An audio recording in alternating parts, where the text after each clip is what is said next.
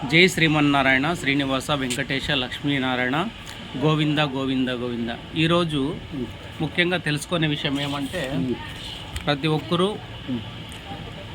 పద్ధతుల్లో కొన్ని ఉంటాయి, దాంట్లో ఉండే పద్ధతులు ఏంటి అని తెలుసుకునే విషయం.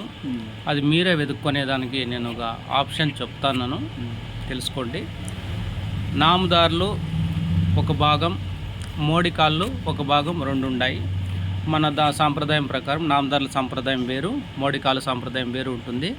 దానికోసం నామదారులు అనేవాళ్ళు ఎట్ల నుంచి వచ్చినారు, మోడికాళ్ళు అనేవాళ్ళు ఎక్కడి నుంచి వచ్చినారు, వాళ్ళకి వీళ్ళకి ఉన్న తేడా ఏమి, ఇది ఎందుకు వచ్చింది అనే దానికోసం మీరే తెలుసుకోండి. రామానుజాచార్యులు అని ఒక స్వామి ఉన్నారు. మీరు యూట్యూబ్లో కానీ నెట్లో కానీ గూగుల్లో కానీ సెర్చ్ చేసుకోండి. రామానుజాచార్యులు అని ఒక స్వామి ఉన్నాడు. ఆ స్వామి ఫిలిం కూడా ఉంది ఒకటి. ఎందుకంటే ఇట్లా చెప్పే కంటే ఫిలిం కూడా ఉంది ఒకటి, మీరు తెలుసుకోండి. నామదారులు అంటే ఏమి, మోడికాళ్ళు అంటే ఏమి ఒక ఆప్షను. రెండో ఆప్షన్ ఏమంటే, దశావతార మూవీ ప్రతి ఒక్కరు చూసింటారు.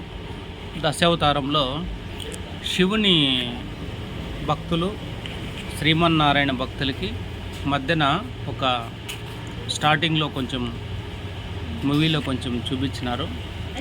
దానికోసమని దశావతారంలో కూడా కొద్దిగా అర్థమవుతుంది. శివుని పూజించే వాళ్ళు కొంతమంది, నారాయణని పూజించే వాళ్ళు కొంతమంది వస్తారు ఆ మూవీలో.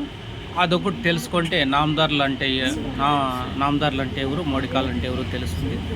ఆ మూవీలో కమల్ హాసన్ గారు కూడా నారాయణమూర్తితో కలిపి ఆయన్ని మారకపోతే, ఆయన మోడికాళ్ళకి మారకపోతే ఆయన్ని చిత్రహింసలు పెట్టి విగ్రహంతో సహా నీళ్ళకి పడేసేది జరుగుతుంది. కొన్ని ఉన్నాయి ఇంకా తెలుసుకునేవి. అది ఎందుకు జరిగింది పూర్వం అనే విషయాన్ని పూర్తిగా తెలుసుకునే దానికోసం నేను ఒక ఆప్షన్ చెప్తున్నాను అంతే. రామానుజాచార్యులు అనే స్వామి గురించి మూవీ ఉంది, ఆ మూవీ చెక్ చేసుకోండి. దీంట్లో వాస్తవాలే నేను చెప్తాను, మామూలుగా ఏదో ఊహించుకొని చెప్పను కాబట్టి మీకు మీరే వెతుక్కొని సెర్చ్ చేసుకోండి. తర్వాత మీకే అర్థమవుతుంది.